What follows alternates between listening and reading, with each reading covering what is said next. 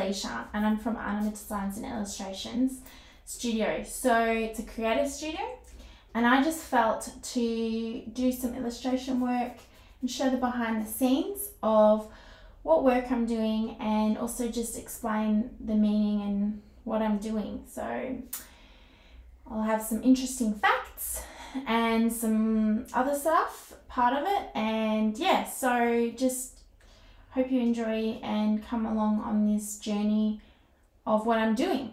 So firstly, I have got this project which is for a beautiful little baby. It's a nursery room and it's Noah's Ark, the theme. The mum asked me for Noah's Ark, and so what I've done is I've done almost like a little storyboard for this little bubba.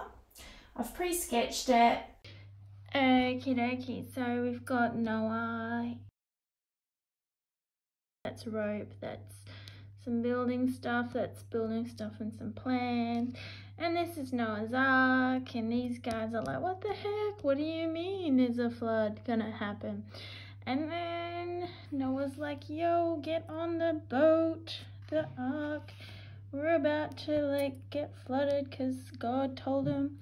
And then we hear, and Noah's like, check in to make sure that the dove's been let out. There's a giraffe just chilling, and some whales. He's having a whale of a time. And then we go there to hear, Noah's like, oh my gosh, the dove, the raven didn't do it, but the dove did. And then there's a goat and a sheep, because, you know. And then they're like, yes, we found our place. And then there's like panda, and then there's a monkey, other plants. And then they go and say, oh, there's a rainbow, and there's a donkey, some rabbits, and then this is the promised thing.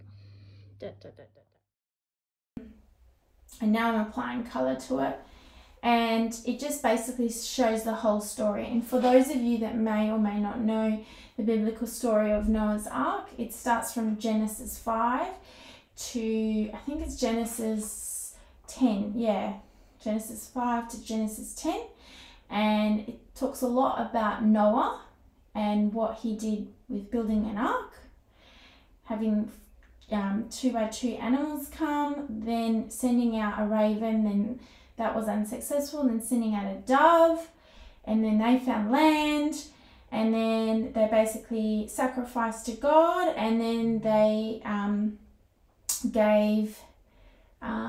they basically populated the earth. And the reason behind that is God saw at the time how man became evil, and basically God saw that his creation that he made was not his creation. It was apparently, if you look at scriptures, and there's other meanings and stuff, if you look at the commentaries behind it, there has been mixed with fallen angels potentially, and basically God saw the intent of people's heart, and it was evil, right? And so God only saw one man, and that one man who had grace, that had God's heart and the integrity towards God, and that was Noah. And so Noah was asked to build an ark.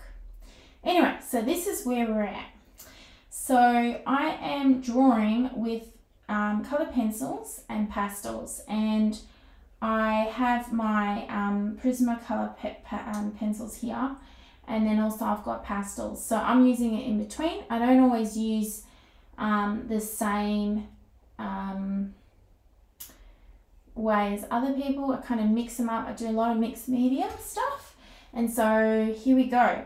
Firstly, I am going to sharpen, if I can find my sharpener, I am going to sharpen my, let's see, my trolley. Oh, here it is. My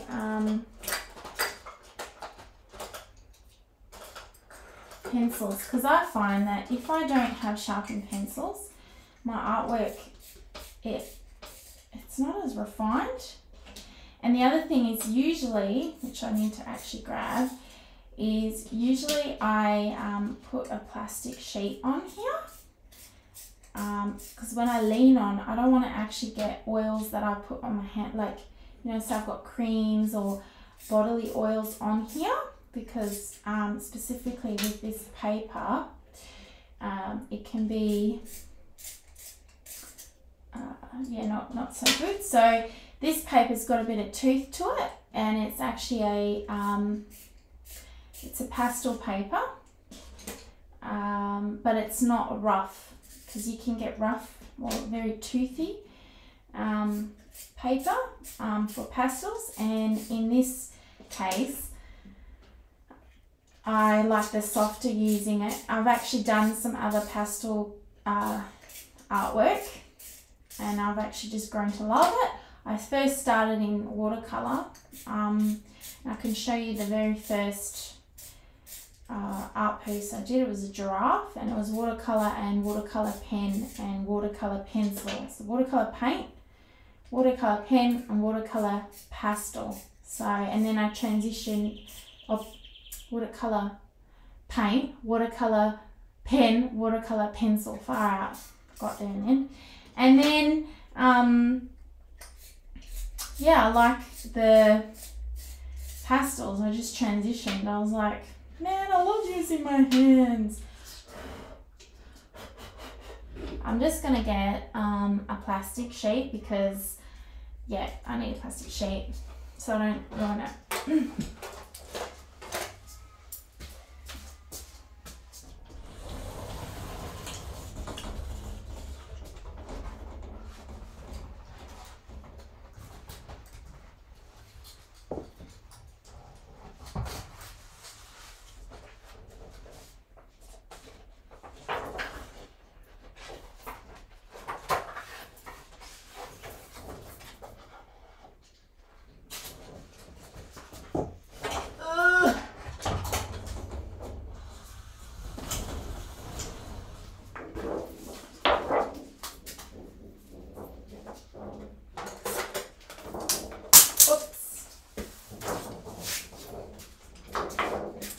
Okay, so this is my plastic sheet, and I'm just going to cut it. I got it from,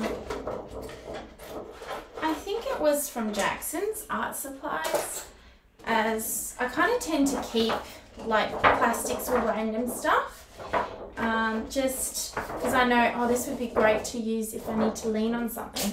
So I'm just going to maybe cut it even smaller for this case.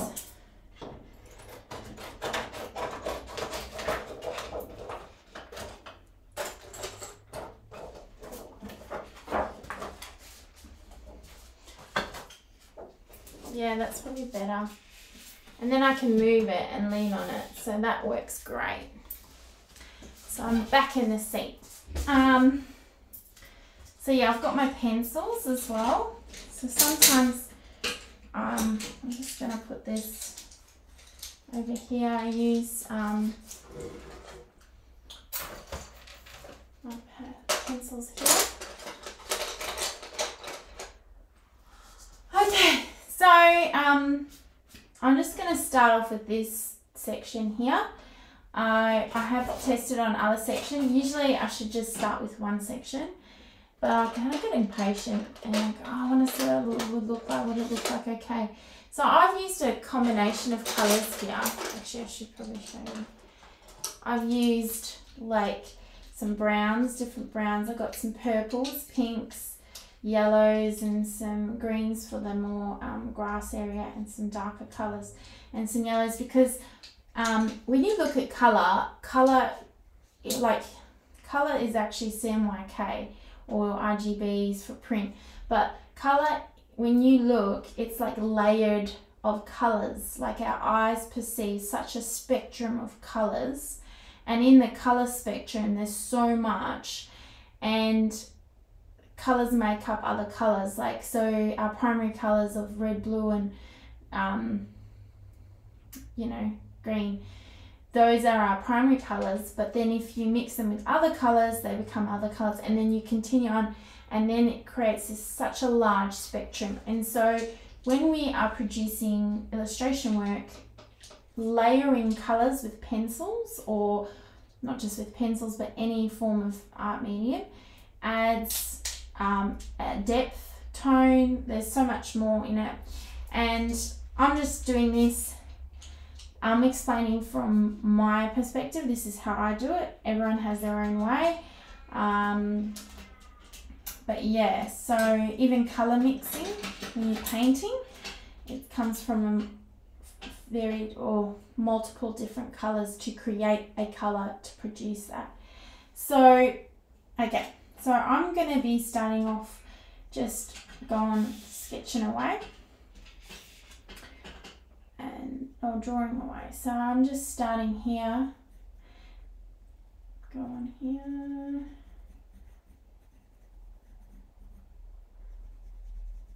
See, like my pencils sharpen is amazing, you know, and I kind of do like the purpley look to it because there's something in it.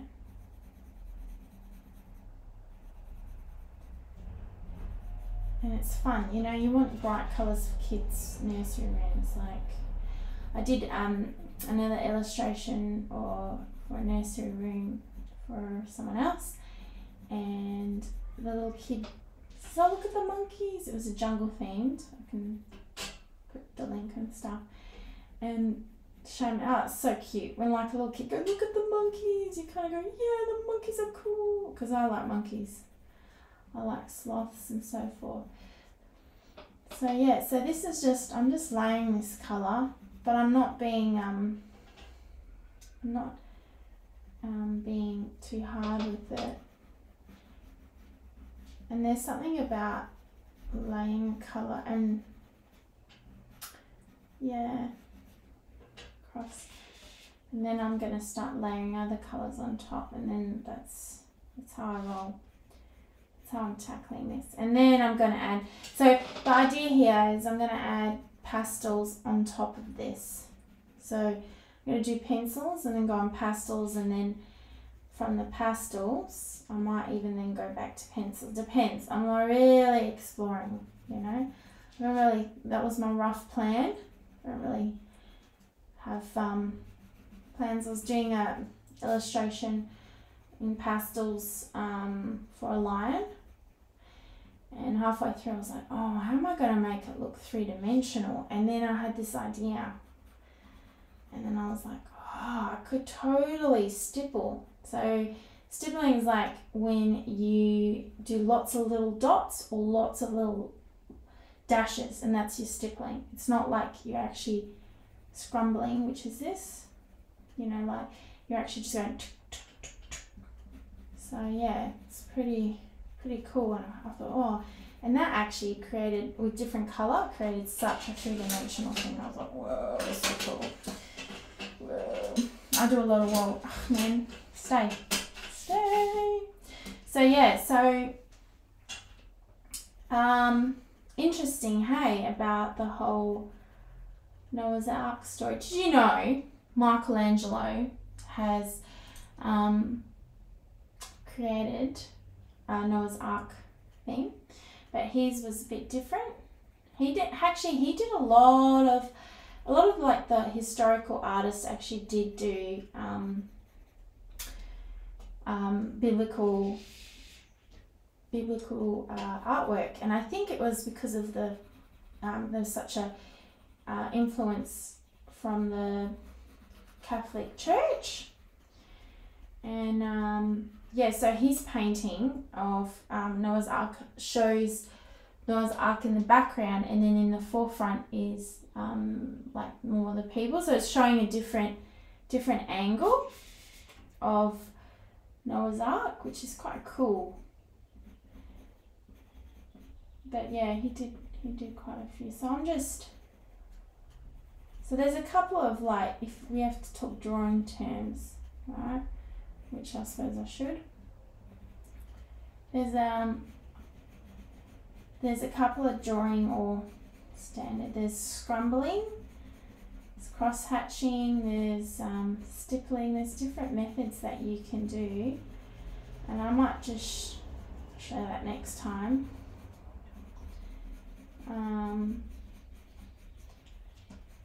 And it's the basics for drawing, and it's really useful.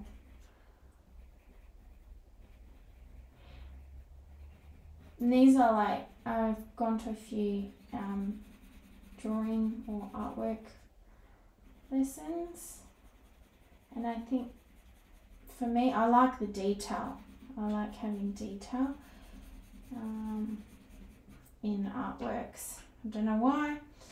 I like the detail. So I'm just going over. So this is the steps in, or the board in. Because like Noah got pretty specific blueprint from God on how to like create this, because this would have been like the first boat, legit. Like, and can you imagine, people would be like, you're nuts, what do you mean there's a flood?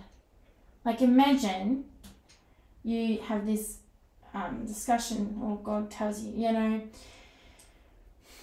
there's a flood coming, I want you to build an ark. And then Noah was like pretty obedient kind of dude, like for him to say, yep, I'll build an ark for you, and not think like others, you know. He was clearly like switched on with God, talking to God, right?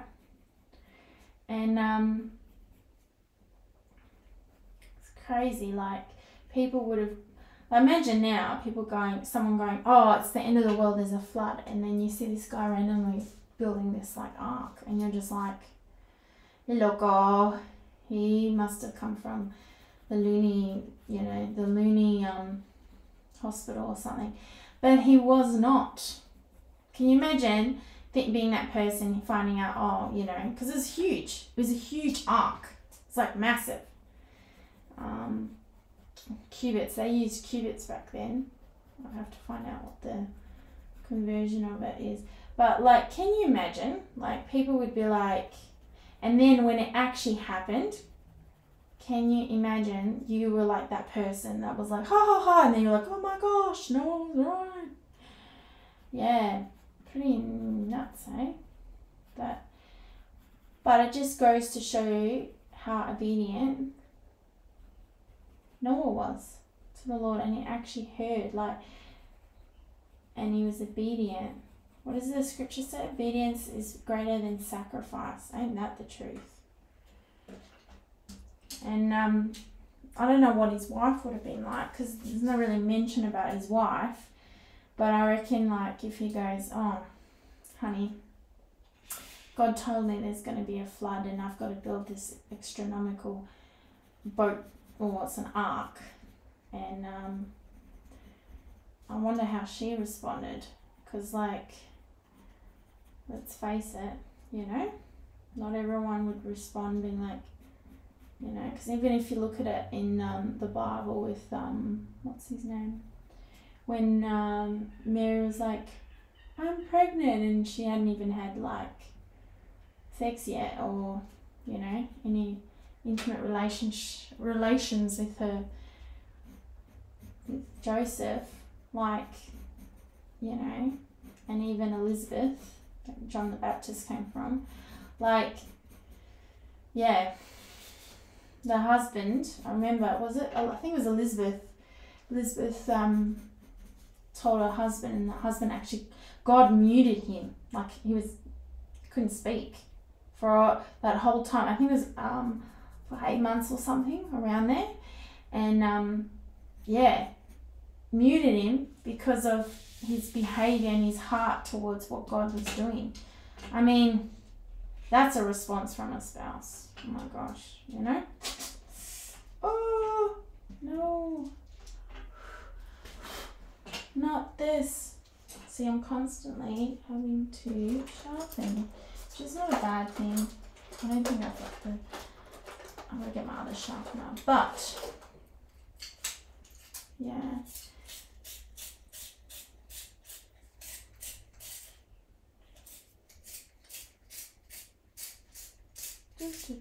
Oh, yeah, man. One moment.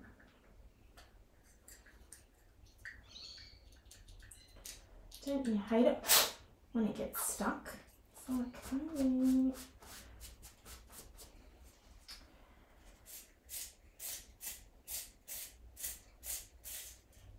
Aha.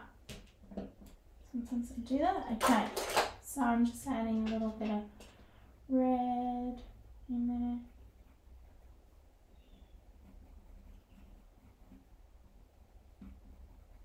And then, you know, Noah had 3 sons. I think, yeah, 3 sons. And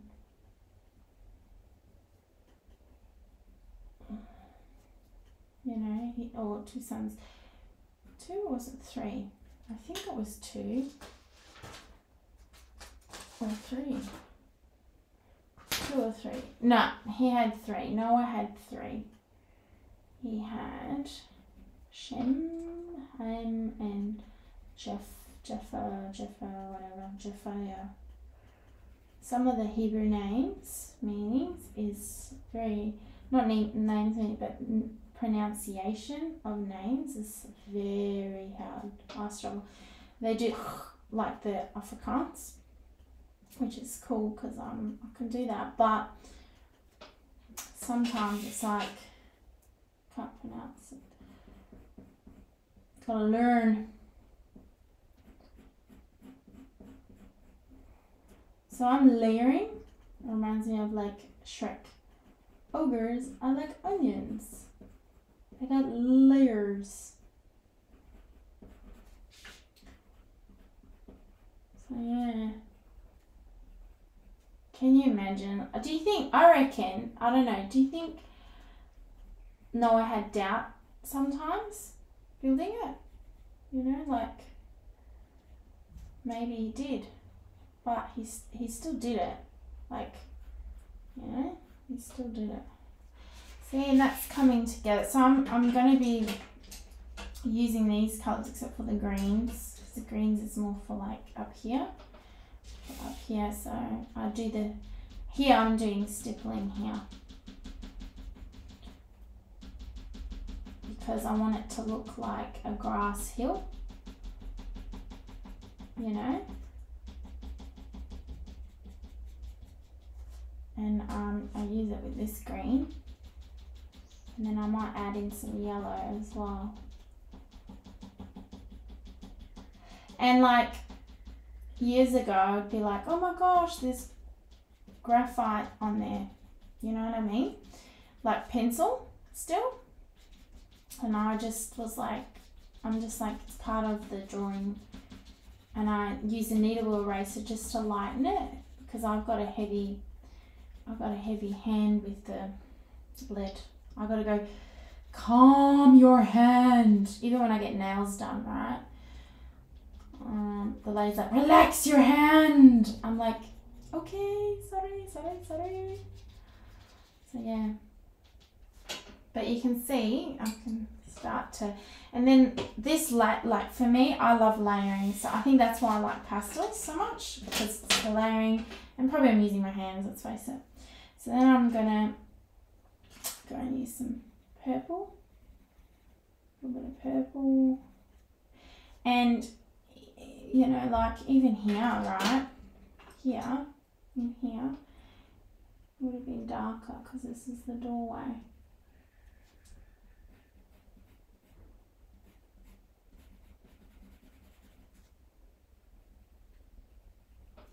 You know, this is the doorway, so that would have been like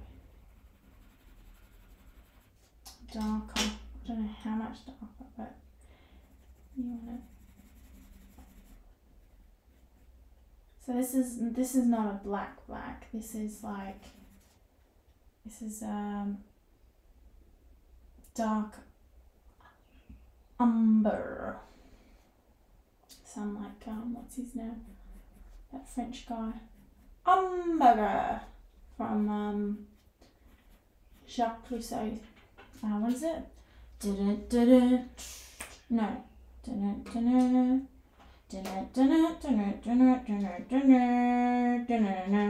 Pink Panther. There we go. Boom. I had to sing the whole thing. So yeah, Pink Panther. This is cool. This is lighter. And sometimes, like, okay, so that's starting to look like all one. I should actually make that lighter so that there's more depth in the drawing. But for me, I learn patience with drawing. This is where I learn a lot of patience with drawing, to be honest.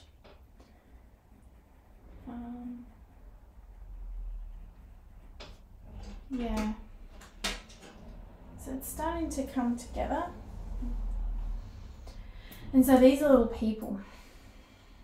So I'm going to go more here.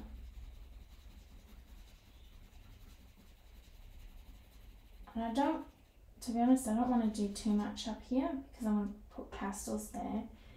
And even like with the darker green, I could do like stuff like this. You know, like.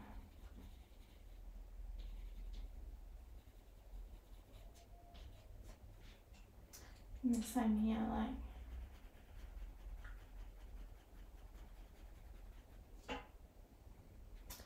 So it's starting to come together. I think I need to lighten this up though, right? So this is Noah and two of his sons. I should put a third son here, to be honest, because there was 3 sons. There was Shem, Jaffa, and what's the other guy's name? Ham. Imagine being called Ham. Sup, Ham? I hope there's a really good meaning for Ham. You know, like, hi, Ham.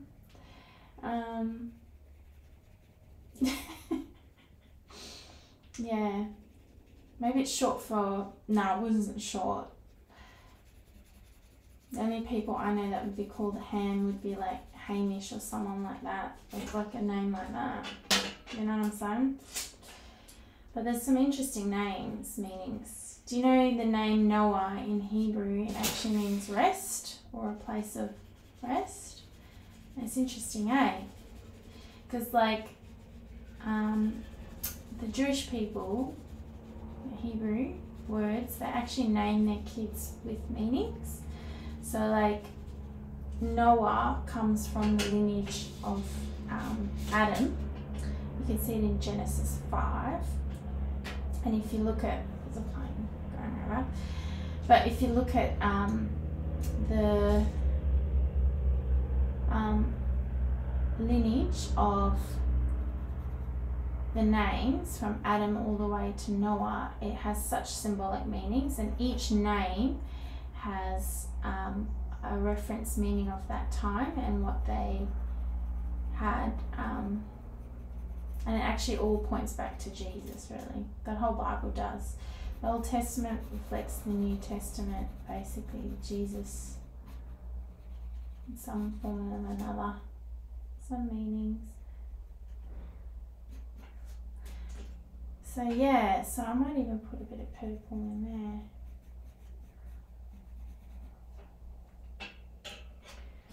So it's starting to come together.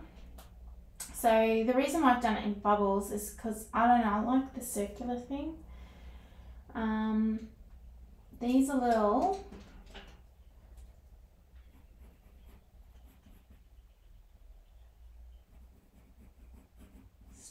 wooden sticks, because I'm assuming they would lean something on, I don't know, wouldn't it?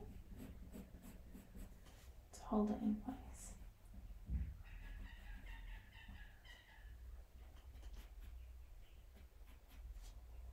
I think they used gopher wood, am I right?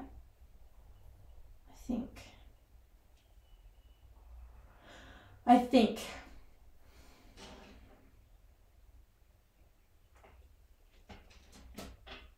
I'll have to look at what they did. But I think they, yeah, I think he used gopher wood.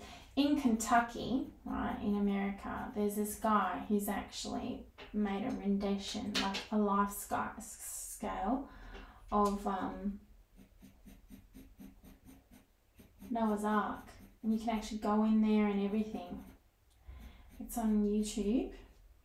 It's pretty amazing that he's like done a life size. And when you look at it, you actually begin to appreciate like that one man, obviously with his family, built it, you know.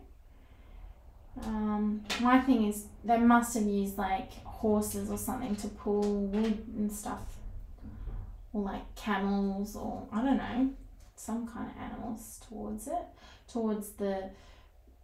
pull the wood and stuff. And my thing is like, how would they have, like we use metal and stuff, they wouldn't have had metal back then, so they would have had to hand make the wood